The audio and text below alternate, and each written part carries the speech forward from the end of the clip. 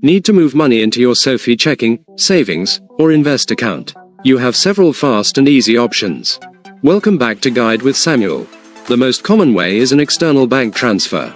Link your external bank account in the SoFi app under Transfer, Link External Account.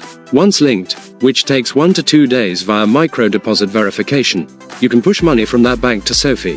You can also set up direct deposit for paychecks or use mobile check deposit.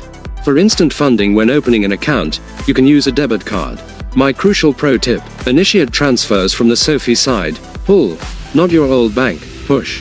For security and speed, always log into SoFi and pull money from your linked external account. Pushing from your old bank can sometimes take longer or have lower limits. Keep your money moving smoothly between your financial accounts. What's your usual method for moving money between banks? For more guides on account management, hit subscribe. Thanks for watching. I'm Samuel, and I'll see you next time.